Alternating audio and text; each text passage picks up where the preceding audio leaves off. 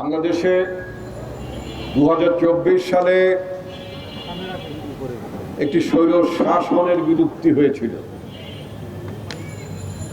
সেই স্বৈর শাসনের বিলুপ্তির বছর পূর্তি হচ্ছে এখন।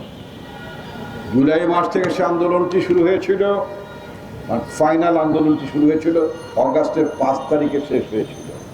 আন্দোলনটি এই ফ্যাসিস্ট সরকারের বিরুদ্ধে রচিত হয়েছিল 17 বছর আগেই, কিন্তু চূড়ান্তভাবে আমরা বিজয় অর্জন করেছিলাম 2024 সালের 5ই আগস্ট।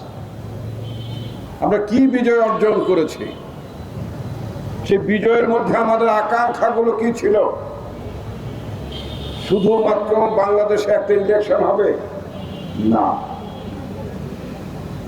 শুধুমাত্র বাংলাদেশে 300 এমপি হবেন না, নারী আসন কিছু বাড়বে সেটার জন্য না, বাংলাদেশের মানুষ শোষণ থেকে বঞ্চনা থেকে মুক্তি পাবে, বাংলাদেশের এমপি যারা হবেন তারা যাতে ভবিষ্যতে নিজেদেরকে মোগল সম্রাট হিসেবে না ভাবেন সেই ব্যবস্থার বিলুপ্তি ঘটবে, বাংলাদেশের মন্ত্রী, প্রধানমন্ত্রী, প্রেসিডেন্ট, রাষ্ট্রদূত, সরকারি কর্মকর্তারা জবাবদিহিতার আওতায় আসবেন।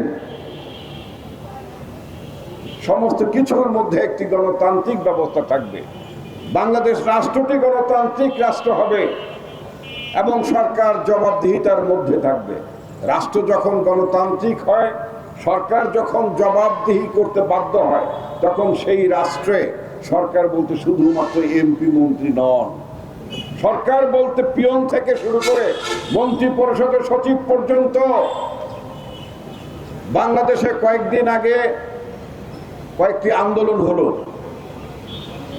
সেই আন্দোলনে সরকারি কর্মকর্তারা কর্মচারী বললেন তাদেরকে নাকি চাকরি থেকে বাদ দেওয়া যাবে না। কেন যাবে না? উনি ঘুষ খাবেন, দুর্নীতি করবেন, 14,000 টাকার বেতনের কর্মচারী ঢাকা শহরে 2টা বাড়ি বানায় ফেলবেন, বিদেশে ছেলে পেলে পড়াবেন। এই ঘটনা একজন এমপির বেলায় হলে, একজন মন্ত্রীর বেলায় হলে তাকে জবাবদিহি করেন, বলেন পলিটিশিয়ানরা খারাপ, চোর। আপনি যে মহাচোর সেই কথাটা আপনাকে বলা যাবে না কেন? এই যে আপনি মহাচোর, আপনারা অনেকেই মহাচোর, এই ব্যবস্থাটি জবাবদিহিতার মধ্যে আসতে হয়। এই যে পরিবর্তনটি হয়েছে, এই পরিবর্তনটির মধ্য দিয়ে যে আমরা যে সংস্কার চাই, এই মহাচোরদেরকে আমাদেরকে আটকাতে হবে। তো কিভাবে আটকাবেন? বাংলাদেশে 2014 সালে, 2018 সালে, 2024 সালে বাংলাদেশে 3টা বিতর্কিত নির্বাচন হয়েছে। আমার দলও অনেক সময় বলে না, আপনারা অনেকে বলেন না। 2009 সালে নির্বাচনটা বিতর্কিত হয়েছে। 111-এর পরে যে নির্বাচনটা হয়েছে, এই 111 নির্বাচনটা ছিল মহা ডিজাইন করা একটা নির্বাচন। আওয়ামী লীগকে আবার ক্ষমতায় পুনর্বাসিত করার একটা ডিজাইন ছিল 2008-9 যে ইলেকশন, 111-এর পর ইলেকশন। একেবারে প্ল্যান করে আওয়ামী লীগকে বসানো হয়েছে, একেবারে প্ল্যান করে বাংলাদেশটা যাতে ভারতের একটি করদ রাজ্যে ধীরে ধীরে পরিণত হয়ে যায়, ভারতের আধিপত্যবাদ যাতে প্রতিষ্ঠিত হয়, সেই উদ্দেশ্যে 111 সৃষ্টি হয়েছিল।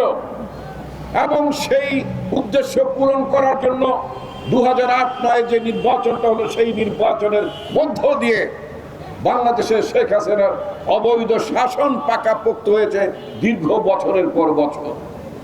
বন্ধুগণ, আজকে সেই অবস্থার বিলুপ্তি ঘটেছে। অনেকে আমাকে জিজ্ঞেস করেন 2024 সালে যে নির্বাচন হবে আওয়ামী লীগ ছাড়া, সেই নির্বাচনটা একতরফা নির্বাচন হবে কেন? 2026 সালে যে নির্বাচন হবে সেখানে আওয়ামী লীগকে নিষিদ্ধ করা হয়েছে। আওয়ামী লীগ ছাড়া ইলেকশন করলে নাকি এই নির্বাচনটাকে অনেকটা একতরফা হবে। আমি বললাম কেন? 1947 সালে, এখানে অনেক তরুণ সাংবাদিক ভাইয়ের আছেন, তাদের উদ্দেশ্যে বলছি, 1947 সালে পাকিস্তানে মুসলিম লীগ বলে একটা দল ছিল, সেই দলটি পাকিস্তান সৃষ্টি করার জন্য নেতৃত্ব দিয়েছিল। তাদের ভুল রাজনীতি করার কারণে 54 সালে সেই রাজনৈতিক দলটি যে এমন পরাজিত হওয়া শুরু হলো, ধীরে ধীরে সেই দলটি বিলুপ্ত হয়ে গেল।